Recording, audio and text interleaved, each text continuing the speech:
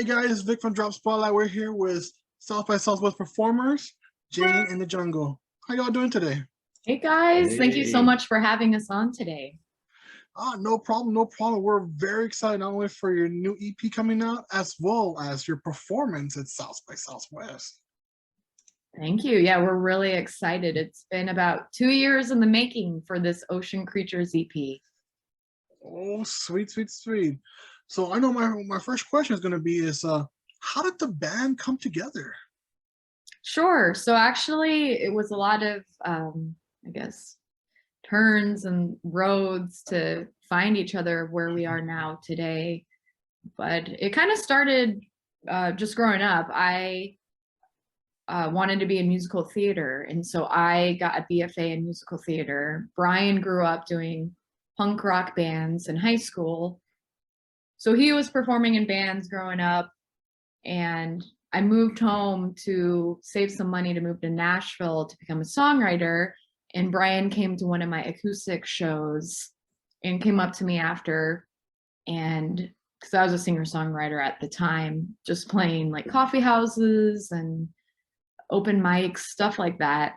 And he comes up to me and it's like, "Hey, Jordan, let's try to do a band together." And I never had done that before. And I'm like, "Sure." And many, many, many years later, it formed into Jane in the Jungle. But we've been pursuing the project now for almost about 10 years. yeah, years. And with those different aspects of genres that you both have tinkered in, do you feel that has contributed to the music you created today? Yeah, what's really interesting is I know we're like big lovers of the 90s alt grunge sound.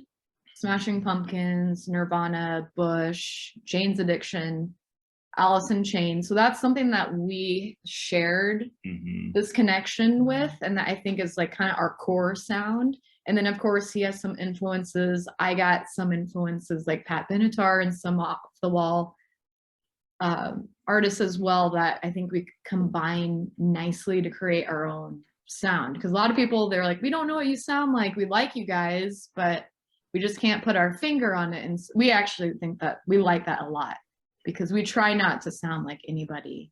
I think like fundamentally ours, like Jordan just kind of described, like I think our sound is centered in the 90s, but there's definitely aspects of like 80s rock and then, like some early aughts type of rock too, because I have a lot of big influences from like the early 2000s, some of the emo scene stuff that went through.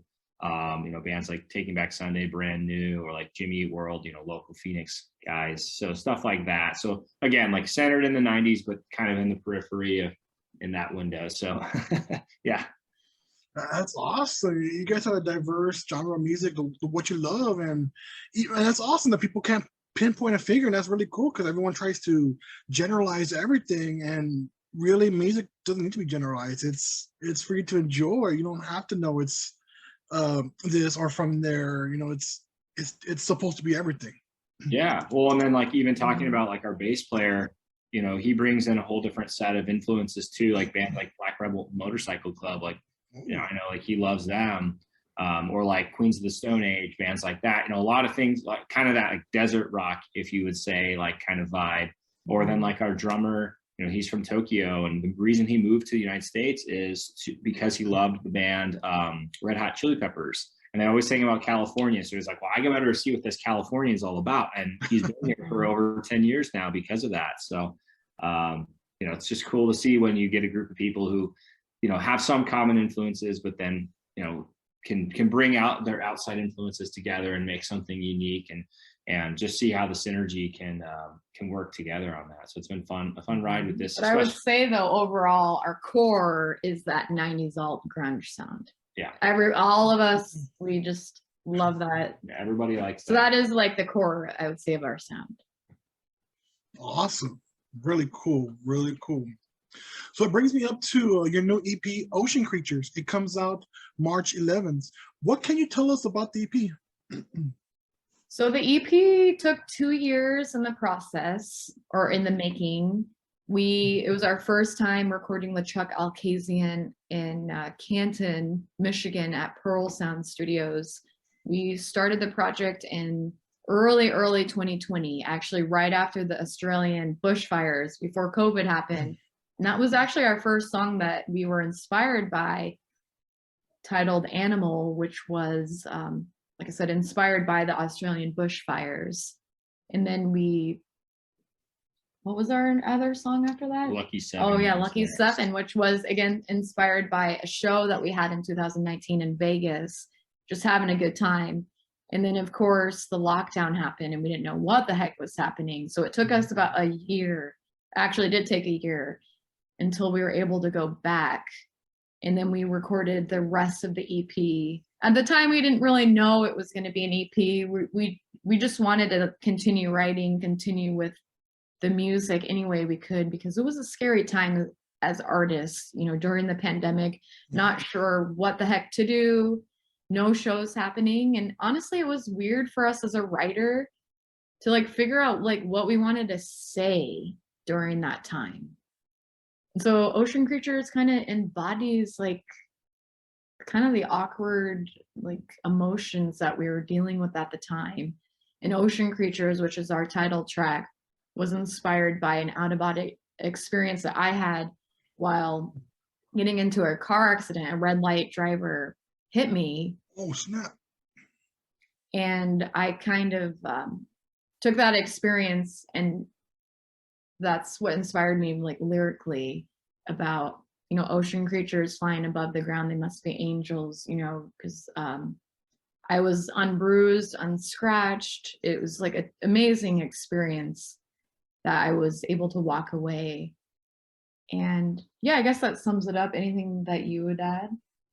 No, I mean, I think you pretty well nailed it. It's just a culmination of this time that we thought it was good to put it together as a package and put it out as something a little more as a collective, as opposed to just a string of singles, which it's kind of been up to this point. So so that's been a really cool process, you know, again, like Jordan said, because we had a year between our recording sessions. Is a lot of reflection, a lot of writing, a lot of just time to sort of like figure out, you know, what do we want to do with this, what do we want to sound like, and what do we want to say. So well, and another interesting thing that I forgot to mention about this EP, because we were able to, and because we could, we actually wanted to explore our different genres of rock, because we know we are a rock band, but nowadays, like, what does that even mean? Or, you know, what kind of rock band are you?